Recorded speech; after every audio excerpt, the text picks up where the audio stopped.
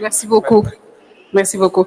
Excellence, tablette yi dañu am succès tey ñëpp bëgg seen tablette balaa ñoo ñibbi. On me signale que notre cher doyen Alla Kane, honorable député, veut sa tablette aujourd'hui et nous allons la lui donner. Donc nous appelons notre cher doyen, honorable député Alla Kane, dont les contributions à cette 15e législature sont incontestablement remarquables. Cette tablette est remise par le président de l'Assemblée nationale, M. Malick Ndiaye, et sous vos applaudissements, des applaudissements nourris,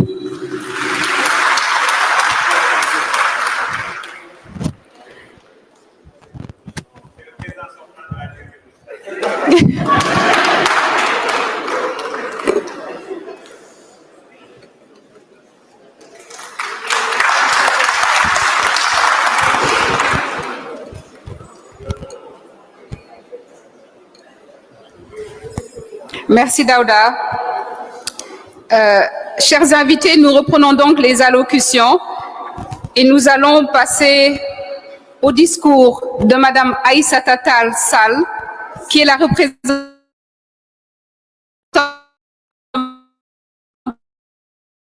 et envolée lyrique dans l'hémicycle. C'est une femme forte, une avocate qui sait défendre ses idées et nous allons l'écouter avec grand plaisir.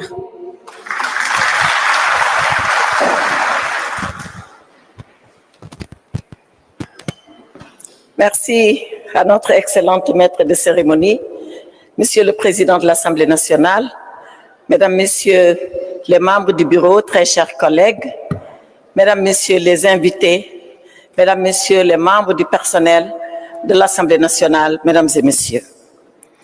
Monsieur le Président de l'Assemblée nationale, le 12 décembre 2024, on était à notre deuxième réunion du bureau de l'Assemblée nationale. Vous aviez alors annoncé à l'ensemble des membres présents à cette réunion les réformes que vous comptiez engager au nom de l'institution parlementaire.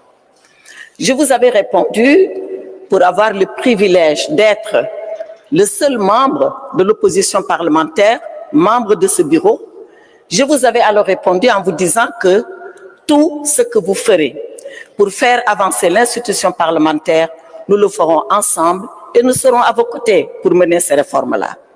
Et c'est la raison pour laquelle je me réjouis de ce que ce matin, 6 mois après, nous sommes en train de voir les premiers résultats de cet engagement solennel que vous aviez alors pris devant vos collègues. Je voulais, Monsieur le Président, saluer cet engagement et saluer cet esprit. Cela dit, je voulais dire 3 choses très rapidement.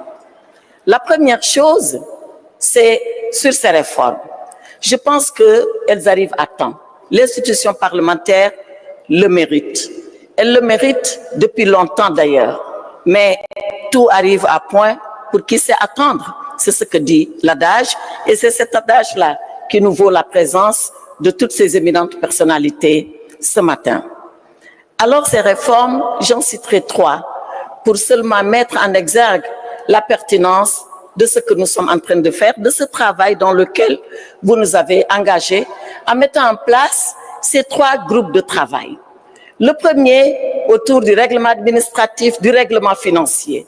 Et nous constatons que certains travailleurs ici sont régis par des textes, on l'a dit, obsolètes, datant de 1963 pour ce qui est du règlement financier, datant de 1985. Je pense que le personnel, pour son dévouement, son engagement, la qualité de son travail, mérite effectivement que ces textes-là soient revus et adaptés.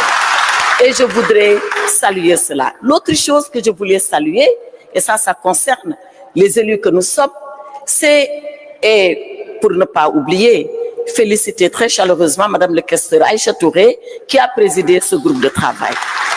L'autre groupe de travail, et je voulais également saluer cela et saluer l'honorable député, le professeur Mohamed Sall, qui l'a présidé, c'est sur le groupe de travail sur l'évaluation des politiques publiques et saluer la pertinence.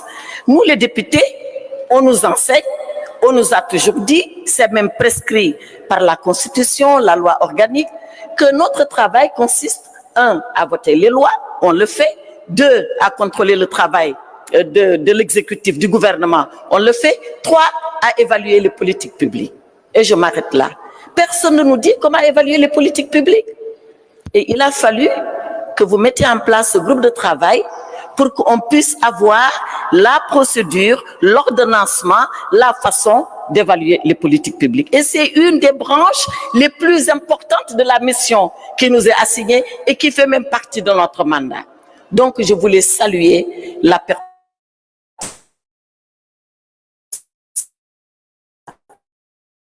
avec DSI qui nous a présenté ici ce qu'on peut faire dans le futur. Et c'est le troisième point. Qu'allons-nous faire pour le futur? Pour le futur, Monsieur le Président a laissé le beau chapeau blanc à venir assister à nos travaux. Lui aussi fait partie de l'institution parlementaire. C'est l'inclusion totale de Monsieur le Président. Voilà, ça va jusque-là. Donc, Monsieur le Président, c'est le troisième point et je vais achoper là-dessus. Le troisième point, notre collègue Tafsir Thioye a commencé à l'évoquer.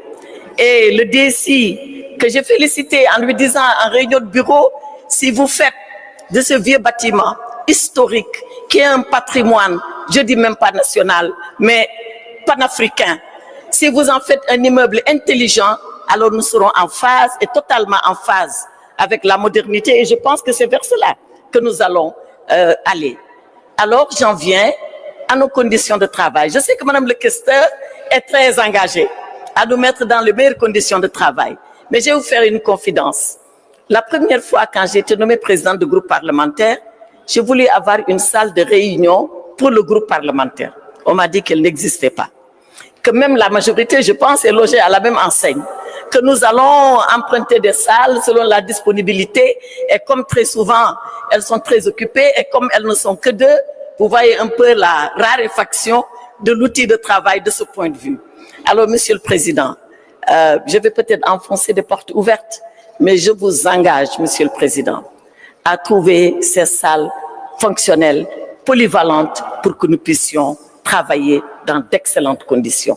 Que chaque député ait envie, le matin, après sa toilette, après son café, après sa prière, après son café, de courir vite à l'Assemblée nationale parce qu'il y trouve le confort et tout le confort qu'il lui faut pour être sur le travail et sur le fil du travail ininterrompu. En tout cas, Monsieur le Président, félicitations pour ce que vous avez fait, mes encouragements pour le futur. Et comme je l'ai dit, tant que vous êtes sur ce tempo, nous serons sur ce tempo avec vous, quelles que puissent être nos divergences politiques, quelles que puissent être parfois nos querelles de politique politicienne qui immanquablement arrivent dans un cénacle comme l'Assemblée nationale, qui est le lieu par excellence des contradictions et des batailles politiques. Mais pour l'Assemblée nationale, pour le Sénégal, pour la nation que nous représentons, nous serons à vos côtés. Je vous remercie.